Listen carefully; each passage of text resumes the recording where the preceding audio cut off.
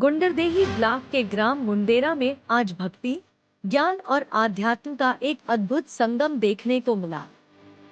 पूरा गांव आज सत्संग के रंग में सराबोर नजर आया। अवसर था एक दिवसीय भव्य सत्संग समारोह का, जिसके साथ ही सात्विक यज्ञ चौका आरती का भी अत्यंत पवित्र आयोजन किया गया। इस आध्यात्मिक कार्यक्रम में मुख्य आकर्षण के रूप में परम पूज्य प्रवचनकर्ता श्री सुधाकर शास्त्री साहेब जी महाराज उपस्थित रहे। सत्संग की शुरुआत शास्त्री जी महाराज के अमृतमयी भजनों और ज्ञानवर्धक प्रवचनों से हुई। महाराज जी ने अपने ओजस्वी उद्बोधन में जीवन में सात्विकता के महत्व को रेखांकित किया। उन्होंने कहा कि सत्य, प्रेम और करुणा ही मानव जीवन का वास्तविक आधार है। उन्होंने सादा जीवन और उच्च विचार के भारतीय दर्शन को समझाते हुए बताया कि कैसे आज के भागदौड़ भरे जीवन में हम सत्संग के माध्यम से मानसिक शांति प्राप्त कर सकते हैं। प्रवचन के उपरांत कार्यक्रम का मुख्य आकर्षण सात्विक यज्ञ चौका आरती रही। इस आरती ने ग्रामीणों को मंत्रमुग्ध कर दिया। पूरा पंडाल जयकारे और भक्ति गीतों से गूंज उठा। इस यज्ञ और आरती में ग्रामीणों ने बढ़ चढ़कर हिस्सा लिया, जिससे पूरा ग्राम मुंडेरा आध्यात्मिकता के सागर में गोता लगाता हुआ प्रतीत हो रहा था। कार्यक्रम में न केवल ग्राम मुंडेरा बल्कि आसपास के क्षेत्रों से भी बड़ी संख्या में श्रद्धालुओं ने पहुंचकर आशीर्वाद प्राप्त किया। आयोजन समिति के सदस्यों ने बताया कि ऐसे आयोजन गांव में भाईचारा, प्रेम और नैतिक मूल्यों को बढ़ावा देने के लिए बहुत आवश्यक है। निश्चित रूप से ग्राम मुंडेरा में आयोजित यह एक दिवसीय सत्संग समारोह लोगों के मन में भक्ति का बीज बो गया है, जो आने वाले समय में एक बेहतर समाज के निर्माण में सहायक सिद्ध होगा। इस आयोजन में केवल राम साहू, गुरुदयाल साहू, तेज बहादुर साहू, नरेंद्र साहू, धीरज सिंह साहू, बलदराम साहू, खिलेश्वर साहू, कैलाश साहू, महेश साहू, नंद कुमार हिरवानी का अमूल्य योगदान रहा। Reporter vision TV channel Gunderdehi संवाददाता रूपचंद जैन की रिपोर्ट। आज का कार्यक्रम एक दिवसीय कार्यक्रम है और लहरतरा धाम खरसिया से संत श्री सुधाकर साहब जी पहुँचे हैं। उनके साथ ये कार्यक्रम हो रहा है और पीछे जो बाउंड्री वाल बना था माननीय विधायक कुंवर सिंह निषाद के मत से, जिसका आज लोकार्पण हुआ है और कुछ अहाता जो बचा हुआ है उसके लिए हमने उससे मांग के लिए उसे बुलाए थे, लेकिन घोषणा तो नहीं किए है, लेकिन आश्वासन जरूर दिए हैं। और आज का कार्य बड़ी सुचारू रूप से चल रहा है और प्रत्येक वर्ष ऐसे हम लोग कार्यक्रम करते रहते हैं। यहाँ कम से कम अपनी समिति में 30, 35, 40 मेंबर हैं एक साथ और सबका उससे भरपूर सहयोग मिलता है। गांव से भी कुछ सहयोग लेते हैं और इसी सानिध्य में कार्यक्रम हो रहा है। बड़े अच्छे से कार्यक्रम हो रहा है। हमारे यहाँ हमारे कबीर समिति एवं समस्त ग्रामवासी के सहयोग से यह कार्यक्रम विगत वर्षों से होता आ रहा है और इस वर्ष 2026 में भी बहुत ही अच्छा कार्यक्रम रखा गया है। और इस कार्यक्रम में हम साहेब जी के श्री शास्त्री साहेब जी का आगमन हुआ है और प्रवचन के तत्पश्चात चौका आरती का भी कार्यक्रम रखा गया है।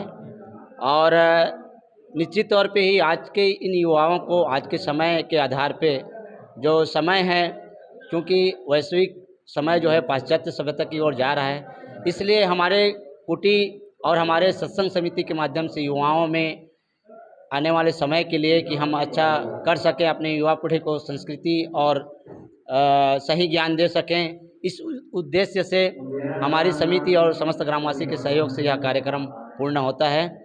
और भोजन प्रसादी का भी व्यवस्था हमारी समिति एवं ग्राम के माध्यम से होता है।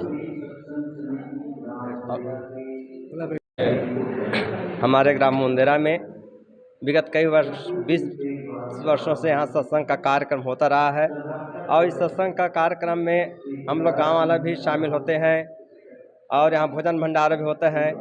इस सत्संग का उद्देश्य यह रहता है कि यहाँ लोग आए, संतों को आनी सुने और अपने हृदय पटल में अपना जो उद्गार है उसके सोचे समझे, अपने बच्चों को संस्कारवान बनाए।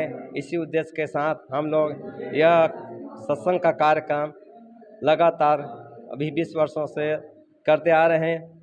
यहाँ आश्रम में टूटी फूटी झोपड़ी था पहले, और इसको भी पुनर्निर्माण कर रहे हैं विधायक महोदय से और जिला पंचायत से मांग करके, बोरा जी से मांग करके यह भवन बना रहे हैं। अभी भी आए थे तो उसके लिए भी हम मांग किए हैं, भवन के लिए, मंच के लिए। तो इस तरह इसका जो विकास है अभी प्रगति की ओर है, और यहाँ आए बच्चे लोग भी अपना सुधार करें, क्योंकि आज के दिन में देखते हैं कुछ लोग धर्म के मार्ग में भटक रहे हैं, तो यहाँ आए और सीखें, अपन शिक्षा ग्रहण करें। बस इस जैसे हम संसद करते हैं। आज का जो कार्यक्रम हो उसके बारे में विस्तार से बताइए। आज का कार्यक्रम वैसे हम लोग लगातार कई सालों से 2 दिवसीय संत समागम का आयोजन करते थे, लेकिन इस वक्त इस वर्ष 2 दिन का नहीं हो पाया, 1 दिन हुआ, और बहुत ही जोरदार 1 दिन का हमारा सत्संग हो रहा है। और इस सत्संग में हमारे आसपास के पूरे लोग आए हैं, और हम लोग आज ये सदगुरु कबीर साहब की संध्या पाठ समिति की तरफ से मूर्ति का स्थापना किए हैं। इस कुटी का निवासी रहने वाला वो साहिब जी हैं, महंत विशाल साहिब जी, जिनके छत्र छाया में ये यहाँ पर कार्यक्रम हो रहा है। और हम लोग हर साल करीब करीब ये सत्संग का कार्यक्रम मनाते हैं। और भोजन, क्योंकि कहा भी गया है कि भोजन छाजन प्रेम से दीजिए साधु बुलाए, प्रेम के साथ हम लोग बुलाते हैं, भोजन भी कराते हैं और सत्संग का लाभ लेते हैं। और हमारे गांव कबीर पंथ के नाम से इस जगह को सब लोग जानते हैं। इस जगह में ये जिस जगह में हम खड़े हैं, स्वर्गीय मोतीलाल बोरा जी ने उनके राशि से हुआ वो स्थान चंदा, और पिछले वर्ष भूपेश जी के 45,000 रुपये सब कुटियों को देने का था, इसलिए दिया।